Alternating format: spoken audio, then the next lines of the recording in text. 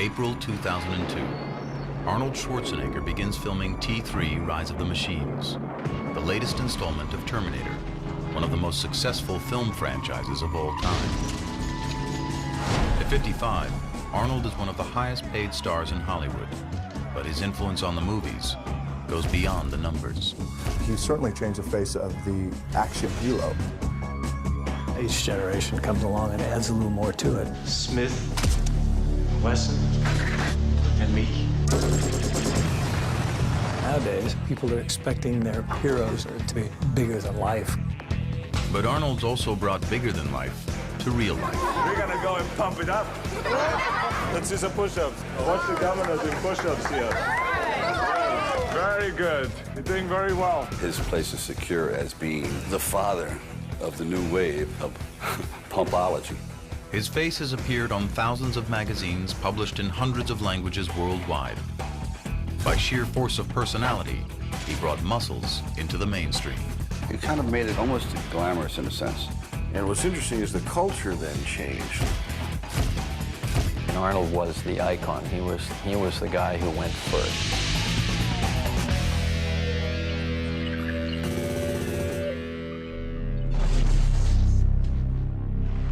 With the enormity of his fame and fortune, it's easy to forget that it all started with an independent documentary film released in 1977 called Pumping Iron. The film introduced the world to a character every bit as amazing as the Terminator or Conan would turn out to be. That character was Arnold Schwarzenegger himself. What we were doing is making a story out of bodybuilding, and we had the priceless opportunity of being able to craft a subculture and to really define what it was. Before Pumping Iron, bodybuilding had a big image problem. It wasn't taken seriously. Bodybuilding was on the back of comic books. And there hasn't been such a flexing of biceps since Popeye downed his last can of spinach. It had kind of a stigma attached to it, that it was guys who were insecure or people that were trying to overcome inferiority complexes in dark dungeons.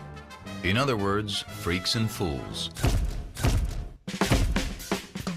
But in Pumping Iron, director George Butler was able to smash these old stereotypes and replace them with something new to bodybuilding: personalities.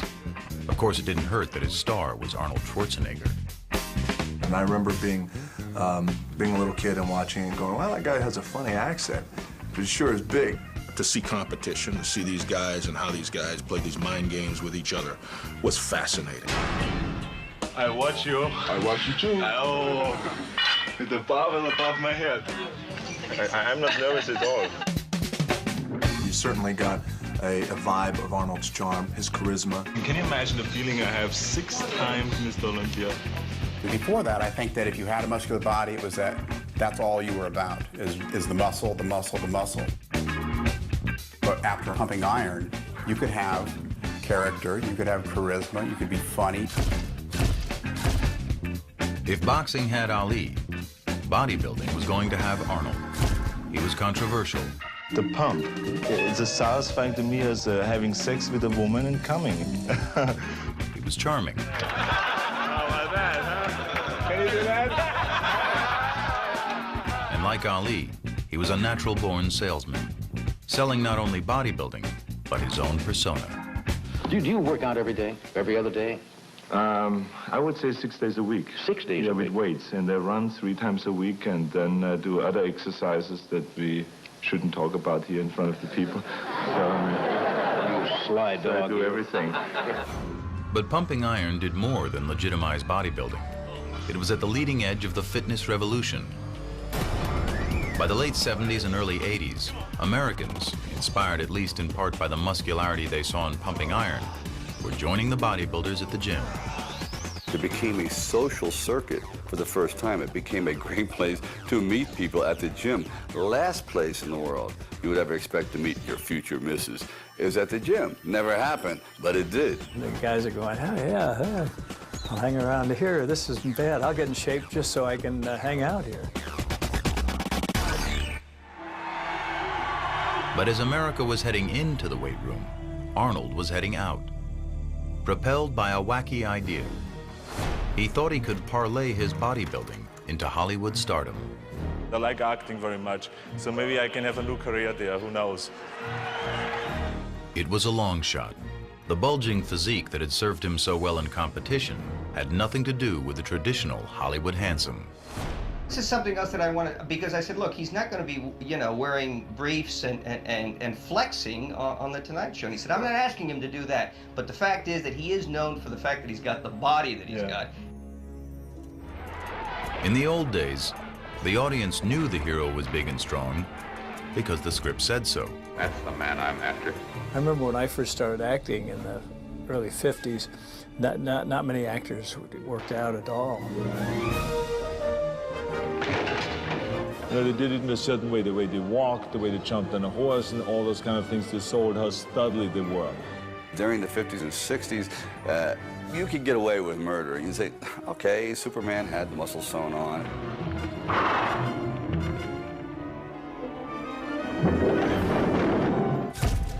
As Arnold was trying to figure out how to fit into the Hollywood mold, director John Milius was trying to figure out how he could bring the comic book Conan to life by casting a bodybuilder. For Arnold, the timing couldn't have been better. If we didn't have Arnold, we'd have to build him. Suddenly, Arnold found himself the star of a big-budget Hollywood movie. But now, the muscles weren't enough. There were acting lessons, riding lessons, swordplay lessons, and diction lessons. 3,333 1/3, the fine wine it grows on the vine. Sure, he would have doubts about whether he could do things, but he always would have the doubt of somebody climbing a mountain that's halfway up.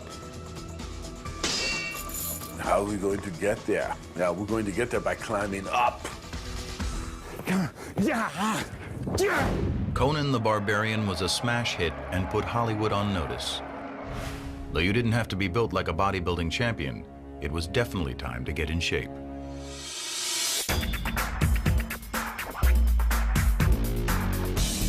Arnold comes along, and the bar gets moved from there to there. We, the movie makers, just try to find clothes, a costume to put on this extraordinary elemental creature, this giant. I'll be back. I mean, it really kind of set a standard that said, if you're going to try to come off as something on the screen, you know, you got to have the goods, and it's not all about your stunt double. Shirts came off, and there it was. There was no hiding. There was no, like, holding the stomach in. It's a party. In the 80s, the studios produced a string of action movies all starring muscular heroes. Audiences, weary of the sensitive 70s, ate them up. We were like the new action heroes of that era. All of us had one thing in common. We showed the physical development. We love cheering that because we can appreciate, we in our hearts know what it takes to get that. Man wanted to go to see a movie that had tremendous action, where they could sit back and say, wow, yes, he takes care of the job, and kind of live through you in a way. I think they were movies that celebrated men. I know it certainly inspired me, because here's a guy who's kicking ass and taking names. But the Predator especially, you know, stepped to the plate and said, just bring it. And it was great, you know, especially at the end, you know, come on, kill me, I'm right here. Kill me, do it. Come on, kill me, I'm here. That's fantastic.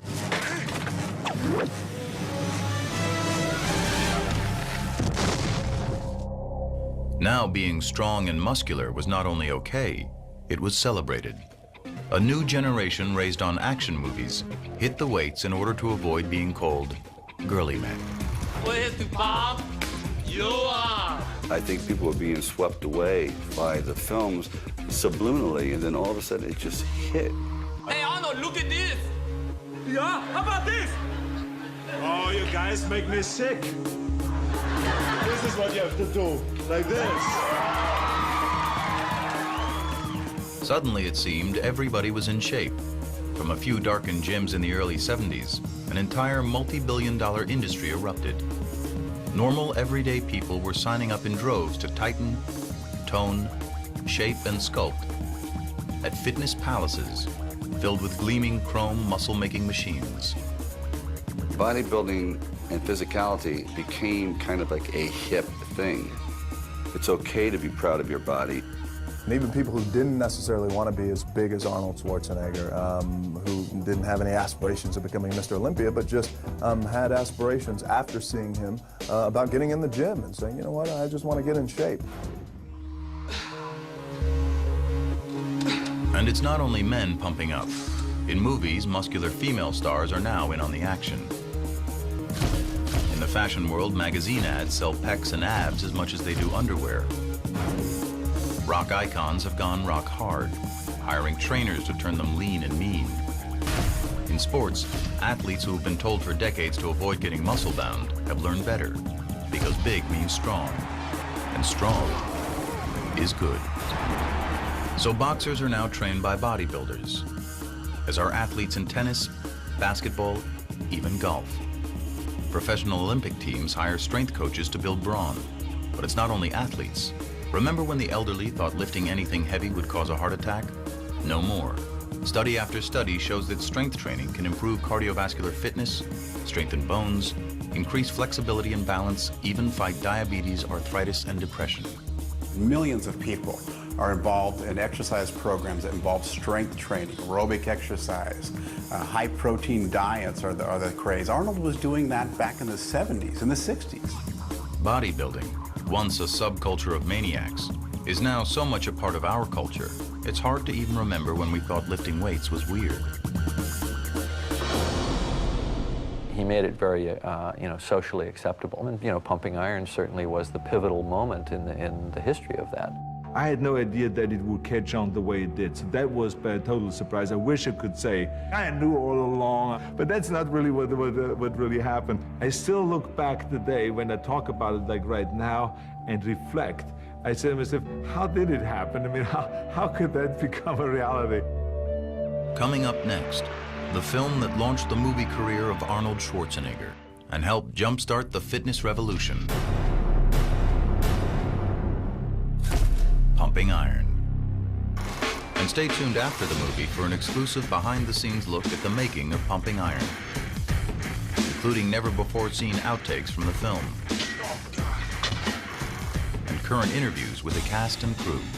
But at the time when I first saw it, I was like mortified, saying, oh my God. He is absolutely acute at being able to figure out an individual's absolute weakness and then put a sword through it. Maybe I went a little overboard. And now, the documentary that started it all, remixed and remastered, Pumping Iron.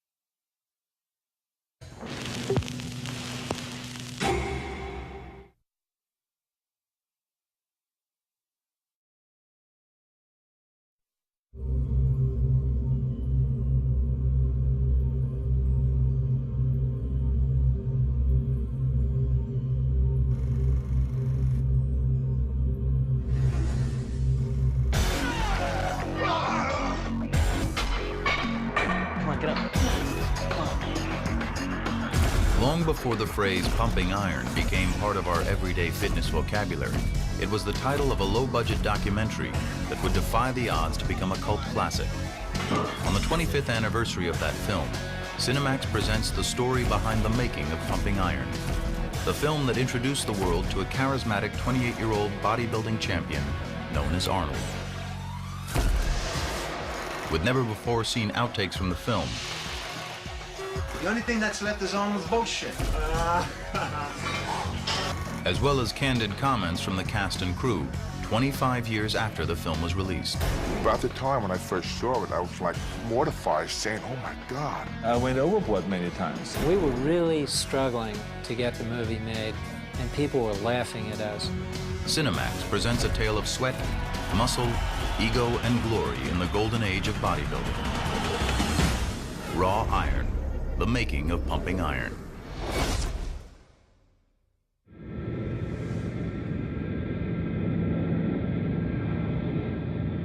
February, Columbus, Ohio.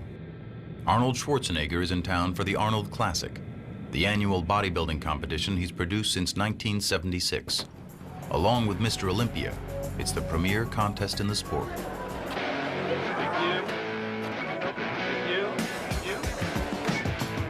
Bodybuilding has come a long way since Pumping Iron was released in 1977. The contestants are bigger than ever, and so is the stage show. The Arnold Classic is an extravaganza to rival any big-ticket rock concert. And bodybuilding's become big-ticket too. These days, more than 175,000 bodybuilders compete in 169 countries. Today, Schwarzenegger is here to hand out more than $400,000 in prizes. But he's also here to see some old friends who have gathered backstage. Many of the original bodybuilders from the Pumping Iron era. Bill Grant, Ed Corney, Mike Katz, Franco Columbu, and Lou Ferrigno. Hey, how are you? Good to see you. Terrific. There was camaraderie. We helped each other. We trained each other. We were a part of a family. Where's your son? Where's Michael? Right there. Michael, come over here. Good. Michael. How's it going? Okay, good to see you. 25 years ago, we saw in Pumping Iron, we saw the little Michael. He was 3 years old. And then he made you pose. Remember, he made you hit shots. Ooh, it's hard. Feel this muscle, how hard that is. Just everyone is so huge. What's going on here? I'm the... Still got it. 25 Can you years believe later. that? Pumping Iron. It changed my whole life. Are you going to give him all the wrong advice? It's not that hard for me to give him the wrong advices. No, only the right advice. It was so much fun and enthusiasm. Great. Oh. It was incredible. Let me tell you, she said, now she's his mother talking about my mother. He's talking about pumping up. He's talking about pumping up. He's talking about psyching me out. He couldn't shut me up then. He can shut me up now. It's always the same. Nothing has changed. Whenever I think back on the Pumping Iron days in 1975 when we did this movie, I definitely miss it.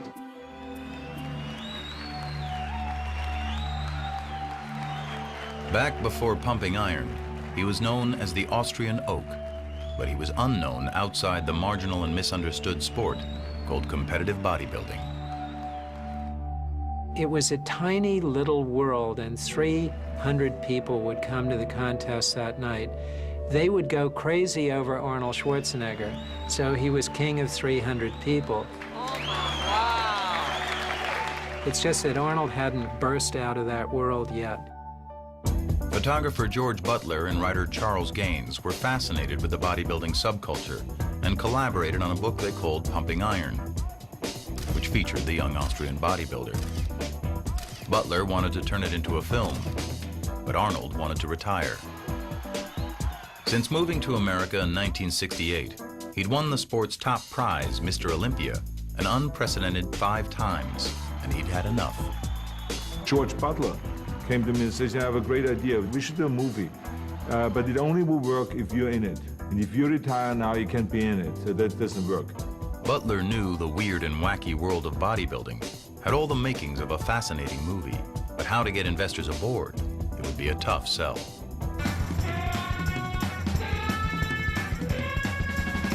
It was, after all, the 70s, the height of the counterculture revolution. The last thing on anyone's mind was muscle men. It gave me a very formidable obstacle to overcome, which is to say, how do I make Arnold Schwarzenegger fashionable in the era in which the most celebrated model in the world was Twiggy? In the back of my mind, I knew that throughout history, there had always been at least one worldwide bodybuilder Sandow at the turn of the century was one of the highest paid entertainers in the world. Charles Atlas in the 20s and 30s. Steve Reeves in the 50s made a fortune in the movies. After convincing Arnold to compete for one more Mr. Olympia title, first-time director Butler jumped headfirst into filmmaking. Take it. You got the 8? 8. Head slate. Just talk to these two guys here. The concept was simple. Shoot the intense training leading up to the Mr. Olympia, then shoot the competition itself. Just let the story unfold in front of the camera. He started by shooting a test film for investors. In this never-before-seen footage, the first frames ever shot for Pumping Iron, Arnold pumps up backstage for a posing exhibition.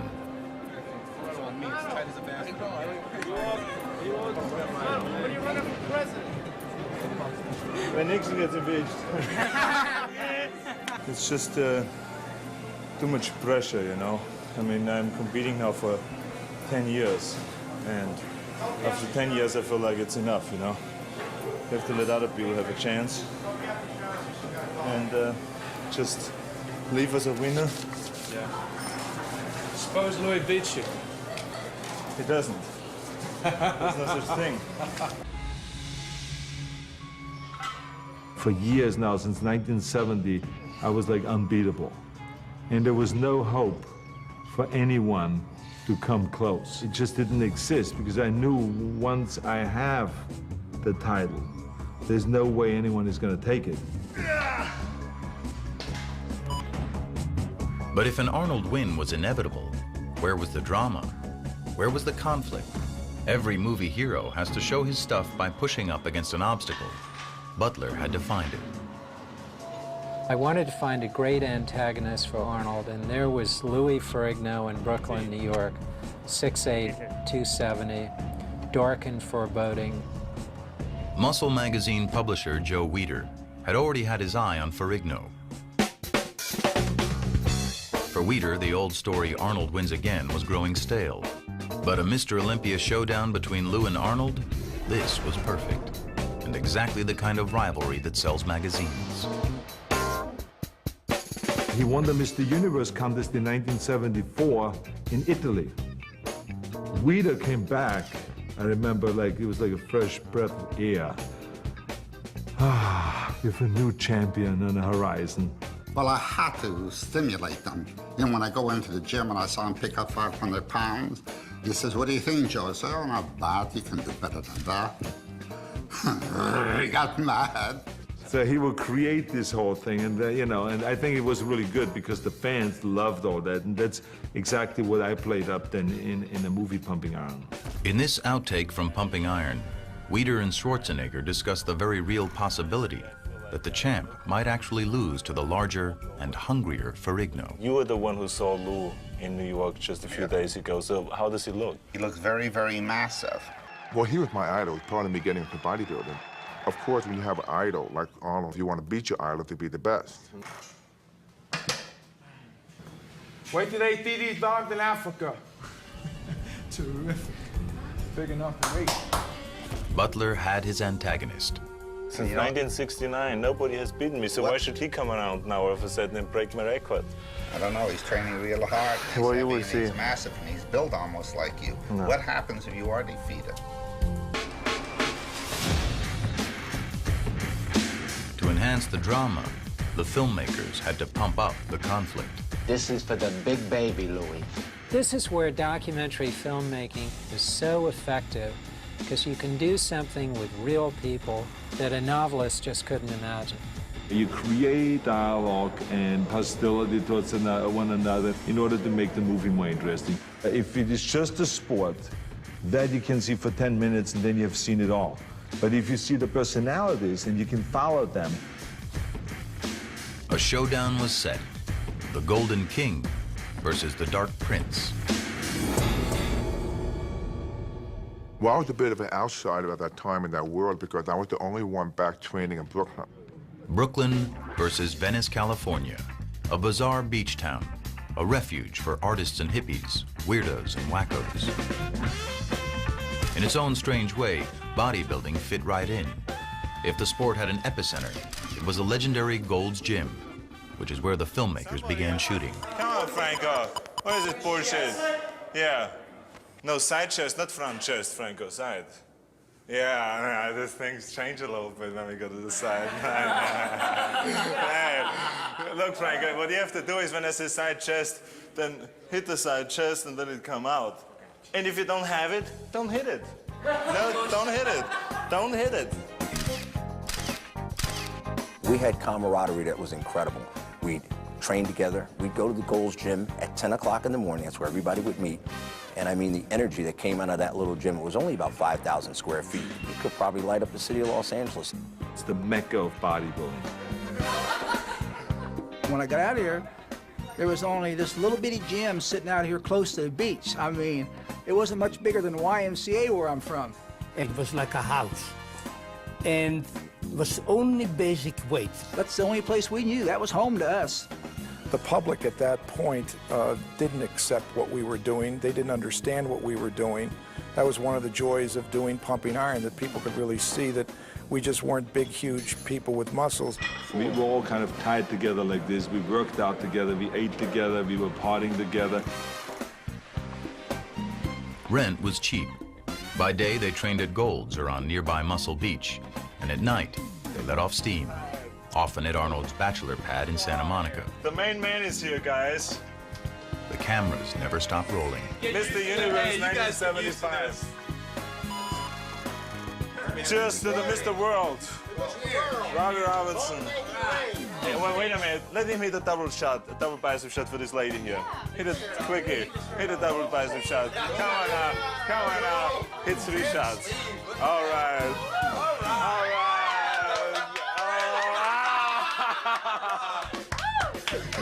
Okay, where's the champagne? Okay, the era from like 1970 to 1980 was probably the most fun I ever had in my life. So we had this unformed subject, and everyone was very eager to make something out of it. These fellows that did the film, Butler and Gaines, they had become part of our family. We trusted them. Day after day, shooting scene after scene, Butler and co-director Robert Fiore were looking for their movie, material that would make the cut. They found that even watching this huge crowd order their huge lunch turned into an event. We went to a restaurant where all the ordinary people were sitting, which we called the ordinary folks. And we were sitting there on the table and people were just looking over kind of like, who are these guys? Oh my God. Big steak, scrambled eggs. 6 eggs over each. A big steak and I want a tuna omelet. And a tuna omelet? Yeah. Oh, look what he's eating. He's eating 3 hamburgers in one shot. Oh, God, well, who are these gladiators? I mean, they couldn't figure it out who we were, you know? And we loved that kind of a scene, you know, to shock people. The filmmakers often set up situations to see what would happen. So a lot of different chances were tried. They turned Schwarzenegger and Mike Katz loose in an amusement park. Hey, they made a statue of Mike. That is a good one, Mike.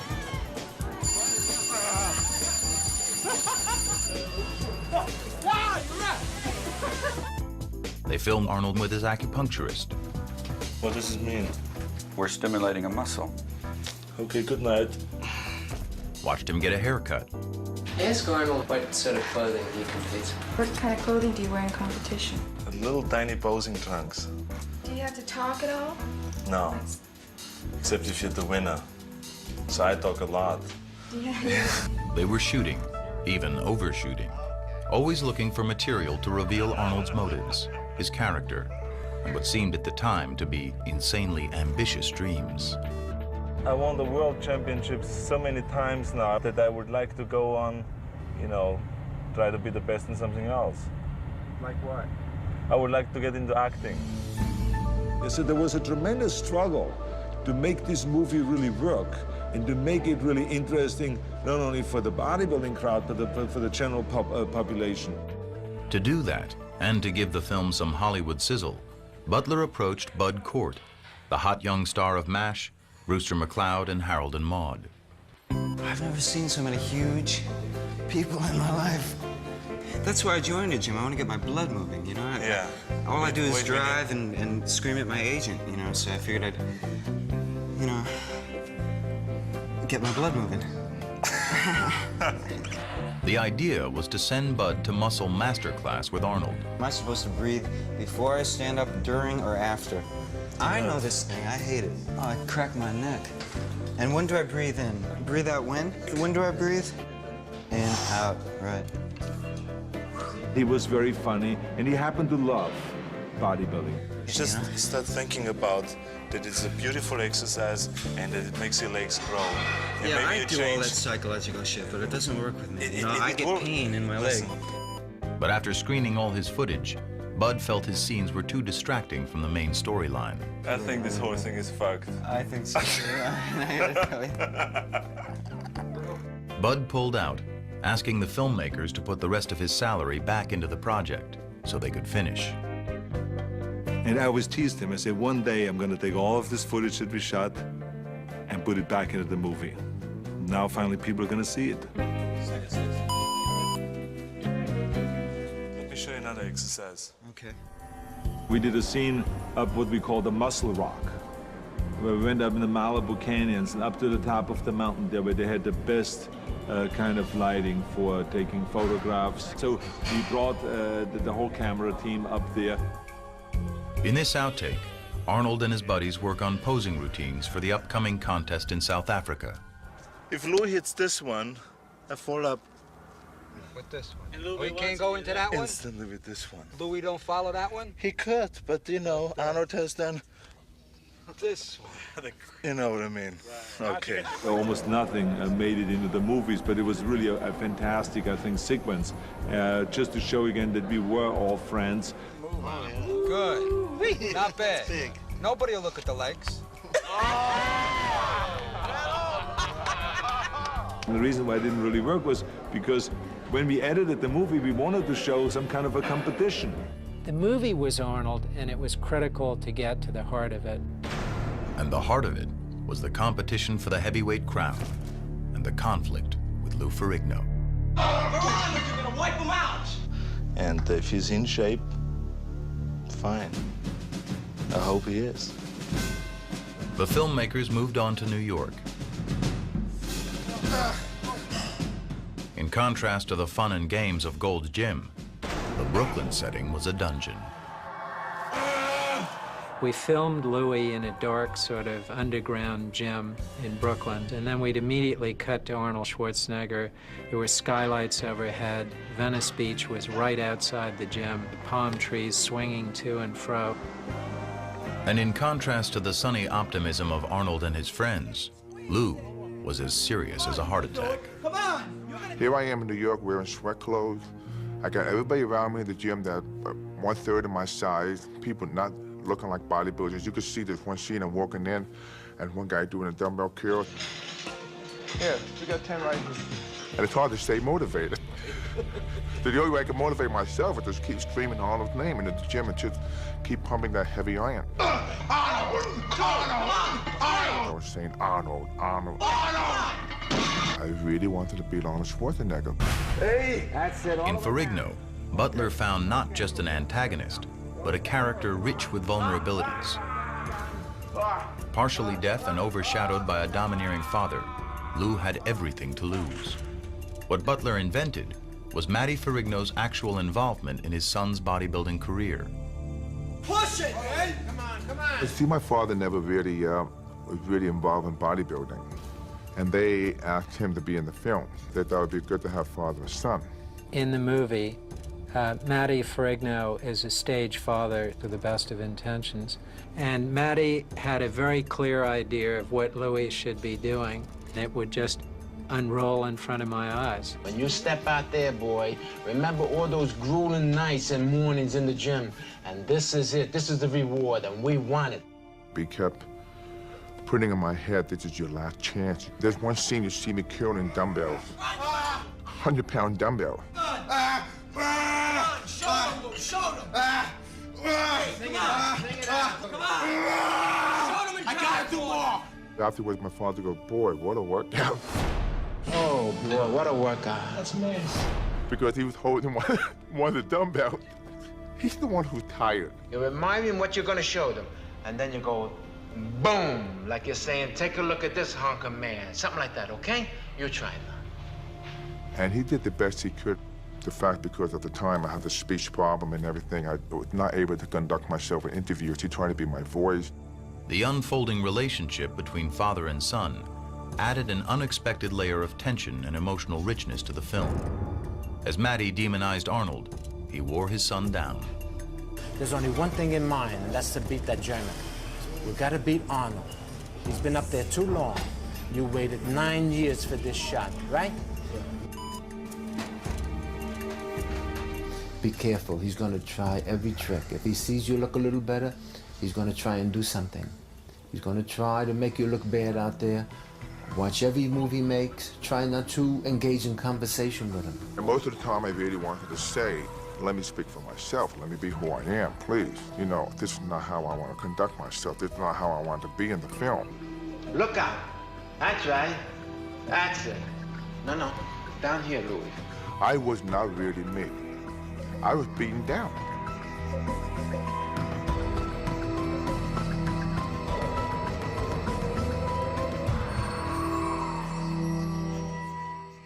Pumping up, pumping iron.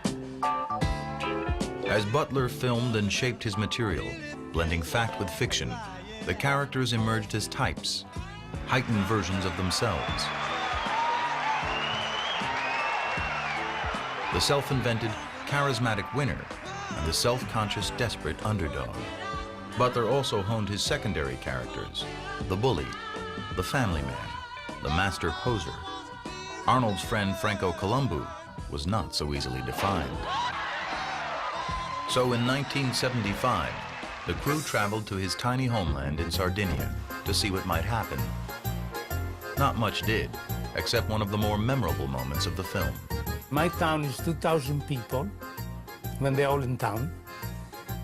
And of a sudden, the crew comes there to film my parents and little things I did in the town. And there was nothing to do in the town. I could only walk and lift a car. And that's what I did. I could think, I said, what could I do for the camera? Lift a car.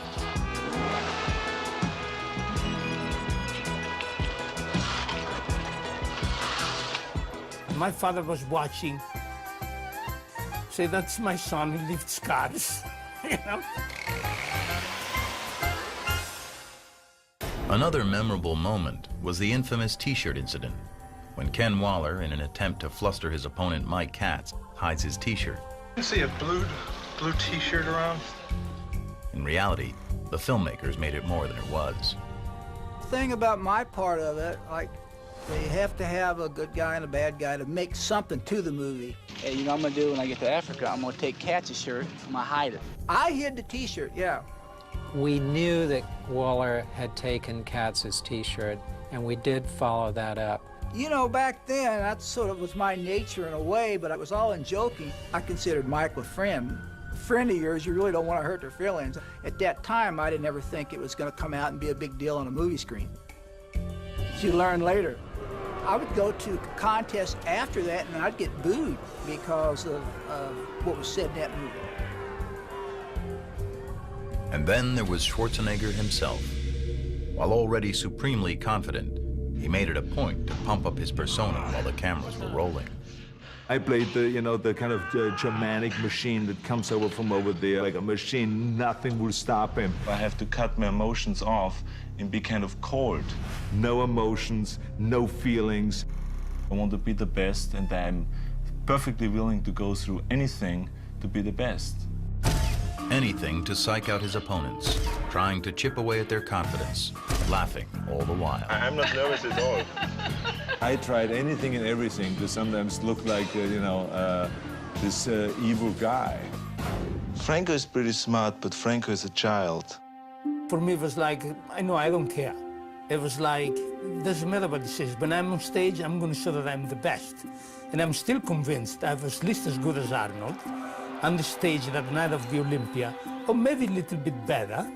It doesn't matter if he wins or I win. To be honest with you, he was cocky. To be perfect. It's one of the hardest things to be, you know? He had a right to be. Of course you were competitive. Of course, when it came down to the pose-off, and when it came down to who brings the best body in on the day of the competition, yeah, I was the most competitive. But now, since I'm wiser and older, I've thought about many times if, like, you know, maybe I went a little overboard. But, you know, that's the way I did it then. That was my thinking process then, and, you know, you can't go back and change it. But sometimes I regret it. In an attempt to soften the edges around Arnold Schwarzenegger, Charles Gaines, the author of the Pumping Iron book, came around to draw Arnold out, get him to warm up emotionally, reveal vulnerability. It didn't work, and it never made the cut.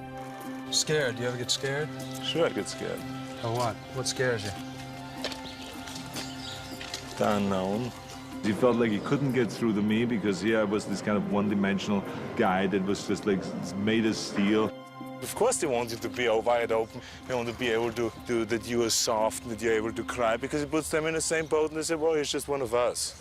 Now, you know what I think you're doing now? I think you're bullshitting now. No. I do. I think you know. What he really didn't realize was not that I was not vulnerable, but that I lived in denial. You know, my whole life. It's always like, whenever I felt, you know, pain or anything like this, it was like I forgot about it. I dismissed it.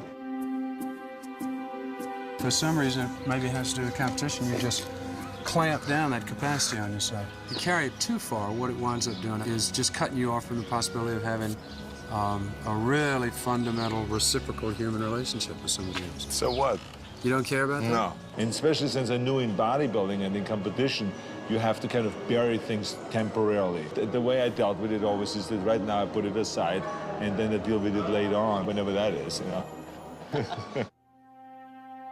Always on the front burner, though, was Arnold's ambition, which was on display in another sequence cut from the film. It's Arnold visiting with his idol, retired bodybuilding champ, Reg Park. Arnold was patterning his career after Park, who'd gone on to star in Hercules movies in the 60s. I think what perhaps happened to me about 15, 20 years ago is happening to you right now. I know, it's this incredible The thing. parallel is unbelievable. Yeah, it's like a repetition, Yeah. that's what it is. Yeah. And I think that's why I looked up to you so much right from the beginning. He was a kid wanting to emulate what I'd done, so it was a great compliment to me, and I took it in that sense. Yeah, I remember in particular this one dream because I felt like I was dreaming for 8 hours, I mean the whole night. And it was just, it was like, you know, me being a king and staying on top of a mountain, and there was no room left for anybody else up there, okay, just for me. I mean, the whole thing was so much like, you know, a victory dream. The time had come. The Pumping Iron team had shot every scene they could to set up their characters at home. Now it was time to go where they were always headed, halfway around the world to the Mr. Olympia and Mr. Universe contest in Pretoria, South Africa. There'd be no more manipulated outcomes, no setting up scenes. The film crew would now be observers, not participants anymore. The competition was the real thing, and everyone would be playing to win. It was tremendous adventure in those days. You want to go to Africa to make a movie about Arnold Schwarzenegger competing in the first multiracial contest in South Africa, then let's go to South Africa and do it.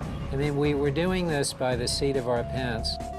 A revolution in technology, much like today's digital camera revolution, allowed the crew to shoot with more mobile, handheld 16mm film cameras.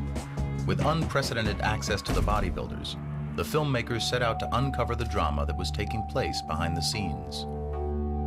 I think that the wonderful part about the film was that we didn't really feel, because of our comfort and trust in the people that did the film, that the cameras were even rolling. So I think you got that real honest, down-to-earth kind of emotions and feelings. Roger Walker, Australia. There's a moment in the film in which you can almost see me on stage taking the shoulders of Joan Churchill, the camera woman, and just turning the camera like this onto Mike Katz at the moment he lost. And then we just followed him downstairs. You know, as I look back on that, and I've seen it many times, I think most of us, many of us, will draw into ourselves and into our families in times of need. And I think ultimately, I just went back and wanted to know how my son was doing. Head slate. We're going in to see cats. And I could, you know, usually I could say, look what I got, Michael, you know, and I put it around his neck, or I give him the trophy for his room. And now I'm away from him for 10 days. And I come home with nothing. You know, I'll tell you, no matter what happens to me in the sport, I always got them. And that's something great to come home to. It was a way that I could try to gather myself together with such a disappointment. It was at that point, it was a very, very big disappointment in my life. So I kind of gathered my strength from my family, yeah. When the Mr. Universe part of the competition was over, Walter had won. Next up, the main event, Mr. Olympia, with Arnold, Lou, and Franco all in the running. The film crews got into position. I was aware that there was going to be a marvelous confrontation between Arnold and Louis in the pump-up room. It was setting up the most wonderful opportunity for Arnold to do everything that he is capable of doing. The psyching part of bodybuilding, which is quite famous because of that scene and some others, is something that Arnold really does. I love it, Louis. You always keep me entertained in the serious moments. The room we were in was only probably about 20 feet by 20 feet. I mean, it was this very small room. And you talk about a lot of tension, a lot of heat. So you can't help being, you know, kind of on the edgy side. The only thing that's left is Arnold's bullshit. That's why I'm up here, Arnold. See? I'm not wearing boots. Lou, what do you think your chances are today? I'm gonna lose, Arnold. You're the best. Thank you. You're welcome. Just wanted to do insurance. Everything is under control here. Beautiful. You're gonna be king a long time, Arnold. You're gonna be king a long time. Thank you. More than 25 years later, Ferrigno recalls his feelings that night. I came out in the prejudging. I realized that I was not going to come second. There's a chance I'm going to come third. And I'm looking at the audience, I can see my father's face. I was just, oh my God. It's like, because he was more disappointed than I was. Third place, Lou Ferrigno. I'll tell you something, what that boy of yours has done in a year, it's fantastic. We try, You did a keep good job. going. Don't kid yourself. Very wonderful job. Oh, we'll say. Wonderful Did a good job. Wonderful job. I knew that I was going to retire. And I would like to announce officially that I'm retiring from bodybuilding competition. That was my chance. But you know, history is history. Being in South Africa, what I really wanted more than anything was not really being Mr. Olympia, was being out in the open and having a good time like Arnold. That's what I want more than anything. That was more impressive to me. Who wanted to be in South Africa, come second, come third, to be 10th? He was down there having fun, schmoozing with people, shaking hands. That's what I'm doing now because it's taken me many years to see that. But that was my envision. When I saw that, that's the direction I wanted to go. For me to change that, I had to work on myself. The film was in the can, but now there was more than 100 hours of it to be cut down and crafted into a movie. Unfortunately, Butler was broke, having maxed out on his credit cards. After I got back from Africa, I got a call every single day of the week from American Express because I'd succeeded in running up a $35,000 bill, and I had become their most important client. I was rather impressed with myself. Out of desperation in 1976, they concocted an outlandish scheme. They put on a bodybuilding show at the prestigious Whitney Museum of American Art in New York City to try and attract potential backers. We invited Candy Bergen to photograph Arnold. The Whitney thought we might get 300 people, and someone said, you know, there's a pretty big crowd outside. You seen this crowd out there? No, I haven't looked out there. It's big. And I went down and looked, and there were 5,000 people outside trying to get in. Nobody's gonna go in until we get a line here. Inside the museum, Arnold, Frank Zane, and Ed Corney were rotated on a turntable in front of the New York City art crowd. It was very sort of high concept idea. It was a risky scheme, and it was a long, long way from Venice Beach. Moderated by New York Times critic Vicki Goldberg, The event brought together some of the most prominent art historians in the world to watch bodybuilding. We're talking about a subject which is fascinating and quite present before our eyes a lot of the time. That is to say, the representation of the muscular body in art. The next bodybuilder who's coming out doesn't need an introduction to a lot of you, but he does to a lot more of you. As I said before, he's the greatest bodybuilder in the history of the sport, Arnold Schwarzenegger. And then you had this discussions about, what is bodybuilding and compared to what art was, and how did, Leonardo da Vinci and Rodin and all those guys come up with those muscles when they painted and sculpted muscular bodies. The Whitney couldn't control the event because there were too many people there, so that instead of taking the money and putting it in a cash register, they had to throw the money into a pile on the floor. Hey, move down, 2 lines, okay? There was a 6-foot-high pile of $5 bills, and at the end of the day, the movie was financed, and the rest is history. The Whitney Museum event proved to investors that the general public just might be interested in bodybuilding. Now, it was time to present Pumping Iron to the world. Pumping up. On January 18th, 1977, Pumping Iron premiered at New York's Plaza Theater. Feels like flying. Arnold and his friends were now the toast of New York City. Audiences loved the film, and critics gave it rave reviews. Pumping up, pumping up. But for the bodybuilders, it was a surreal experience seeing their private world revealed on the big screen. It was comical to us to see some of the things that come out in that movie. I was a bad guy, and back then I thought that was all right. When I saw it for the first time, it made me very angry because I suddenly saw how it was portrayed. Calm him down. Help him. I was afraid people wouldn't like me. I was afraid people were going to look down on me because the fact that here's a kid from Brooklyn, he's deaf, he can't speak, he looks dumb in the film. What I'm trying to say to you is at the time, I felt like a freak. But it wasn't like that. I didn't realize that within time, everyone embraced me. People come up and say, God, I love you in Pumping Iron, I love you and Arnold. All right. Nothing to say, I just want to eat my cake. Pumping up. It was so incredible to see the film on the big screen. And at the end of the film, when we were sitting in the bus going back and Arnold was joking with Lou, it was almost like breathing out, saying, now we can relax. In a way, it was naive.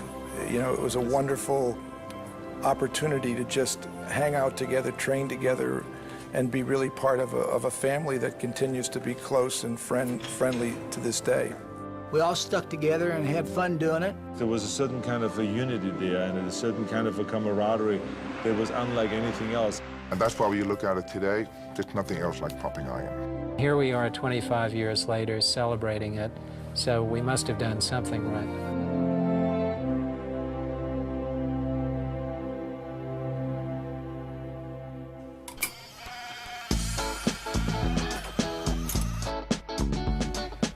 So how you feel today, Laurie? I feel better.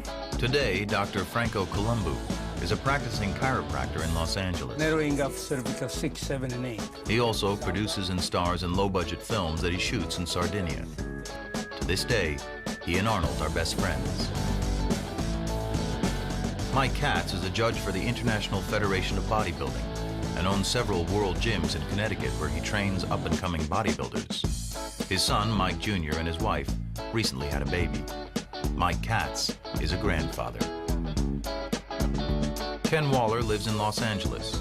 He has seen Gold's, the tiny seaside gym he once managed, evolve into a worldwide enterprise. What you doing, big guy? You show up. His focus now is on raising his son. Let's go talk about winning that medal, huh? As a sales manager at Extreme Activewear, the company that prints Gold's merchandise, he now has all the t-shirts he can get his hands on. Joe Weider and his brother Ben continued promoting bodybuilding through their publishing empire and through the IFBB. What was once a subculture is now a multi-million-dollar business. Ed Corney works in the fitness industry. He has had some health problems recently, but promises that even from a wheelchair, he can still outpose anyone from the old days. George Butler went on to direct Pumping Iron 2, The Women. He recently directed 2 documentaries on the life of Antarctic explorer Ernest Shackleton. The films have earned rave reviews. Lou Ferrigno went on to a career in film and television, most notably starring as the Incredible Hulk. He's also a trainer to Hollywood stars and one of the most famous names in the health and fitness industry. I'm still waiting to eat my cake. Remember that line? Matty Ferrigno retired to Florida and says he's very proud of his son. As for Arnold Schwarzenegger, he went on to make a few bucks in the movie business.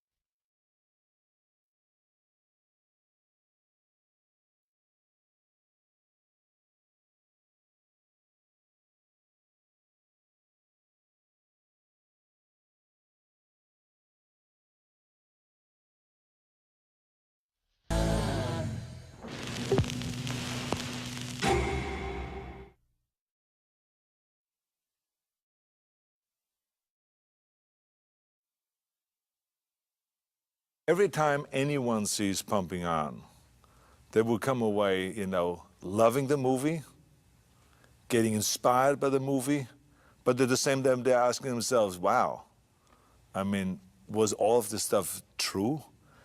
I mean, was it really, did Arnold really psych out Lou Ferrigno? Did he really not go home to his father's funeral because it was just shortly before a competition? And was he really that cold that he said, well, forget that, he's dead already. I'm not going to bother with that. I'm going to just focus in on my competition. Is that true? I saw him hanging there afterwards, a celebration party after the Mr. Olympia, smoking a joint. Did he really smoke a joint? And did he, in fact, inhale? Is that true? Was it true that they stole Mike Katz's T-shirt? Was really the psyching out that he was doing on Lou Ferrigno, was that true? So they're walking out with a lot of questions. And so when I go around the country and promote the movie, for instance, even the 25th anniversary, when the film started playing on HBO, on Cinemax, you know, a lot of journalists called me and says, oh, I just saw this for the first time, and asked me about all those questions. So I think it's important to clarify that there are certain things in this movie that were true, like the competition, the outcome of the competition, the training, the severity of the training, the severity of the pain, the sacrifices that needed to be made, the amount of hours we spent in the gym, the food supplements we had to take, the food that we had to eat all the time, the pounds of meat and all those kind of things. All of that is true. But there were certain things that are not true. And that's why we never call it a documentary, we call it always a docudrama, because certain things were created in order to make it more interesting, because it was very clear to us that the only way we could raise the money for the movie, for our Pumping Iron, was by making it more dramatic. All the investors always said, look, the training is terrific, what they are doing is terrific, and all this, but how much can we look at this footage of them doing squats and chin-ups and sit-ups and all this? It's boring. Even though exciting to them, but it's boring to us to watch. So therefore, let's create some drama, some conflict. Let's create a villain. Let's create a hero. Let's create the guy that has the psychological power over people. Let's create the guy, the guys that fall for it and they wipe out because of it. Let's have guys putting tricks on each other in the gym when they're training, when they're 500 pounds on the back. What can they do to each other? Those are the kind of things I like to see. This is what the investors said. So we started creating those kind of moments as we went along. And we had 100 hours of footage that we created during the whole shooting of Pumping Iron, and then edited it down to around 85 or 90 minutes. And so there we could take things in such a way that makes it then appear like I was psyching him out. I watch you. I watch you too. Oh, the barbell above my head.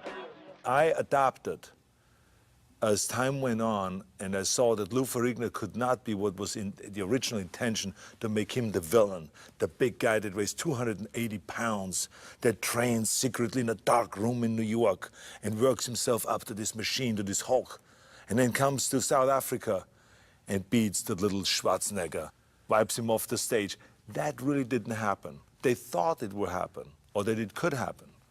But then they found out that he's actually a very vulnerable guy, that he has a hearing problem, that he needs his father's assistance a lot of times, that he was a big guy, but he did not have the kind of a presence that would make him look like an evil guy that wants there to come and destroy me. So slowly we changed the whole thing and actually made him the victim and made me the guy that pulls the tricks on him and that wipes out the competition year after year. And the more I got into that, the more I started playing that machine. And I said to myself, how can I sell the idea that I'm a machine that has no emotions, that doesn't care about any of my competitors, not even my best friend that was living with me at the time, Franco Colombo, I could care less about him. He, as I said in the movie, is just a child. And on the day of the competition, I will become his father. I say though, that was, the reality was I loved Franco and I helped him as much. Even if it meant that he would win the competition, I would help him all the way. He was my friend, but in order to sound cold and to sound like calculated and like a machine, I played out this role. And I played out the role that what I would do with Lou Ferrigno. We created the things that I would psych him out. I created a scene just before the prejudging where I sat down with his father, with his mother, and with Lou Ferrigno. We all sat down. And there I was to this whole big psych-out job, telling him that I already called my mother. And she congratulated me. I told her I won 6 times Mr. Olympia. I said, she congratulated me. I said, you see, because I'm going to win later on, no matter what. And the reality of it is that, you know, I loved Lou. And there was no reason to do a psych-out job on him, because I felt 100% that I'm going to win the competition, because he was just not there at this level yet of competing. He was not ready yet to win the competition, so therefore there was no reason to psych him out. But we wanted to play it that he's really dangerous. He could wipe me out. He's huge. He's gigantic. And I have to now not only use the body, but I have to use the psychology. And I have to psych the father out, I have to psych the mother out, I have to psych Lou Ferrigno out, and I do this whole thing. And so throughout the movie, we established that kind of a relationship. So there was another thing that we did in order to really make me be different than the other guys. If you want to be a champion, you cannot have any kind of an outside negative force coming in and affect you. So therefore, I have to cut my emotions off and be kind of cold in a way. Then we wanted to sell the idea of how cold I am really, and how I have no emotions. For instance, now I took a story that I actually heard in France. One bodybuilder one time tell me, 4 years before, a story about how he never went home to his father's funeral before a competition. How his father died and he just ignored it. And he says, yeah, here to stay focused. So I stole that story. And I said, I have to say that story. People will be shocked. People will be writing about it when this movie comes out. And that's how you get, of course, headlines and all those kind of things. And people will write about the movie. That's how we sell the tickets.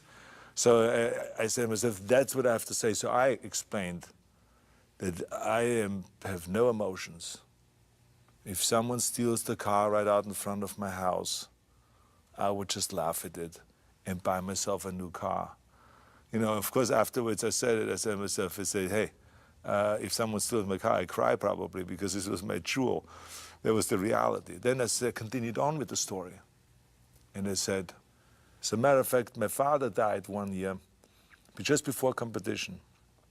And my mother called me and I said, are you going to come home to the funeral? And I said to her, why? He's dead already. So I acted really totally cold, and people, it really worked. People were shocked about this. Some of them were appalled by this. And so, of course, since then, I've been getting those questions. Is this true? Is this not true? I mean, did your father really happen? The reality of it is that it never happened. My father never died before any competition. He died 3 months after a competition in 1972, and I saw him just shortly before he died.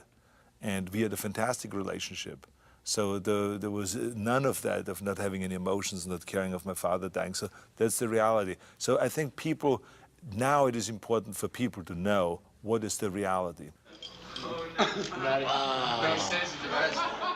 There is an opposite example is, for instance, with smoking the joint. I smoked the marijuana in the movie, an ant. And a lot of people ask me, says, did you really smoke a marijuana in this movie, or was it just fake? I said, no, I really smoked it. And I also inhaled, unlike some people claim. You didn't see a blue T-shirt around? Waller had it? The other question that people always ask me, Mike Katz was looking for his T-shirt in the movie. Did, in fact, everyone play a trick on him and steal his T-shirt or hide his T-shirt to confuse him and therefore lose the competition? The reality of it is that he did look for the T-shirt at one point just because he's misplaced it, but no one was hiding it. But after we saw this footage, we went out and shot additional footage to create a scene where a bunch of bodybuilders get together, throw the football, have fun, and then Ken Waller says, you know what I'm going to do to Mike Katz? I'm going to hide his T-shirt. As a matter of fact, I'm going to hide his bathing suit. I'm going to hide everything. Hey, you know what I'm going to do when I get to Africa? I'm going to take Katz's shirt, I'm going to hide it. Mess his mind up a little bit. So that football scene was actually shot way after the competition was over. And we have had all the footage already, just in order to create this scene of the Mike Katz getting his T-shirt stolen by Ken Waller, and that he messed up his mind, so he loses the competition. Pain in your muscles and aching, that's what makes actually the muscle then grow. If you can't go through this pain barrier, forget it. One of the most common questions I also get is, you know, did we take steroids? Because now, of course, drugs is such a big issue in sports. And the answer is yes. It was just in the beginning stage because bodybuilders in those days just experimented with it, but it was not illegal. It was like, we talked about it very openly. I mean, anyone that was asked, he says, you take steroids? Says, yeah, I take 3 Dianabol a day, or someone else would say, I would take this, and that. It was not an illegal thing. Now, after it became a big problem, then our federation said, okay, bodybuilders ought not to take steroids, and there will be testing done. Surprise testing done. You could be called at any given time, and within 2 days you have to do a test, so you can't get rid of the whole thing out of your system or anything like that. So that's what's going on right now. The bodybuilders are tested continuously. It's as satisfying to me as having sex with a woman and coming. People still ask me, for instance, you know, is it true? And they're still trying to find out. Is it in fact true that a pump is better than coming? Because that's what I said in the movie. And the reality, of course, is no, it has nothing to do with one and the other. It feels great to be a champion. It feels great to train. It feels great to pump up and all those things. But how can you compare one with the other? It's two different things. You better get both, the pump and the coming. But I mean, the reality is I made up a lot of this stuff because I felt like that's the way you get attention. You have to, I believe that the more sensationalistic that you are, and the more outrageous things that you say, the more you get quoted, the more you get in the papers, and the more the sport of bodybuilding will benefit, because the more stories we will get about the sport of bodybuilding. So that's what it really was all about. We couldn't have made this movie about Arnold Schwarzenegger, about my life or something like that, about my bodybuilding or my drive to win or all this stuff. That would have been boring and it wouldn't have done well. What made this movie successful is because we had so many bodybuilders in the movie that were very colorful. I mean, Lou Ferrigno had a specific part in this movie and it worked so well. People loved this character. Ed Corney, Franco Colombo, I mean, Ken Waller, Mike Katz, Serge Nubret. I mean, there were endless amount of guys that really brought the color and the dimensions to the film, and it made the relationships very interesting. Relationships that were, you know, shown in the movie. A lot of it was true, and some of it was created and made up. But the reality of it is the movie has a lot of real stuff in there. I mean, the real competition, real training, real agony, real defeat, all of those kind of things it has in there. One and only Arnold Schwarzenegger. Many people come up to me and say how they were inspired by Pumping Iron. First I heard it about the book, then even 10 times more when the movie came out. They were inspired to train, it changed their lives. They tell you the most unbelievable stories of what impact it had, how it created in them the will to succeed in life and to do something with themselves, if it is in bodybuilding or in other sports or in business. It is amazing the impact the movie had. So I hope that this movie, when people watch this DVD, has the same impact on them as it had on many hundreds of thousands or maybe millions of people around the world, which is they walk away and get inspired and jump into the weight room and lift the weights to find out if it's really true what I said. Is a pump better than coming? It's not, trust me.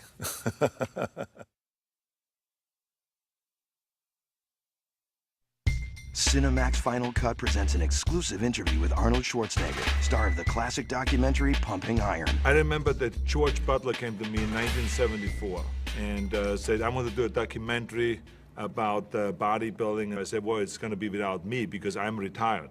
And then he said, well, I absolutely need you to stay in competition and to compete one more year in order for us to make this documentary. So I competed one more year. One and only Arnold Schwarzenegger. Well, I'm very happy that I did because the movie became, you know, a huge hit. Pumping Iron became a classic. Well, I feel somewhat emotional about this 25th anniversary of Pumping Iron. When I saw some of the old stuff, it brought back such great memories of what a great time we had in the 70s, training for the World Championships, the camaraderie that existed at that time. But at the same time, it amazed me of what I was willing to do. Training 5 hours a day, lifting 50 tons of weights, burning 10,000 calories, and doing anything that it takes to win. The people going to see when they see Pumping Iron is basically, it's a historic kind of a classic movie because it really captures a time when bodybuilding was just coming out of the closet, so to speak, or the basement, and became a huge sport. You're going to see, you know, what it takes for people, what kind of training people are willing to go through. On for more weight. Let's go. I want to beat them. The pounds and pounds of weights, the tons of weights they're willing to lift every day to become the most muscular man. Anyone and everyone will get something out of this film because it's a film that is really fascinating and it is about people rather than just about a sport. It's about people. Don't miss Arnold Schwarzenegger and the 25th anniversary special edition of Pumping Iron.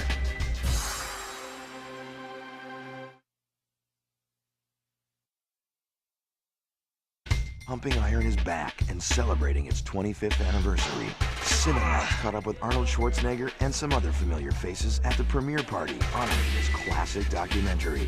Cinemax has offered to show the movie and celebrate with us all that special day, the day when the movie came out, the year when this whole revolution started taking place. I saw it in 1977, right when it came out. My brother took me to I met Arnold like 2 months later, so I have a special little spot in my heart for this film. It's astonishing that an independent film is getting this kind of reception. I don't think it's ever happened before. Cinemax was there to talk to the original cast. I think it's fantastic because 25 years ago I was here, posed at the night of the premiere. My favorite scene in the film has got to be me hanging off his arm. Yeah, that's right, just like that. There's an original idea, especially to see how bodybuilding makes people stay young. As you see the way I look 25 years later, I look even younger. We also spoke with some of bodybuilding's current title holders. I think bodybuilding has come a long way, just like everything else. When was the first time you saw Pumping Iron? I was 16 years old. I just joined the gym. I trained for 3 months. The gym owner gave me a tape. Here, you might want to watch it. The favorite part of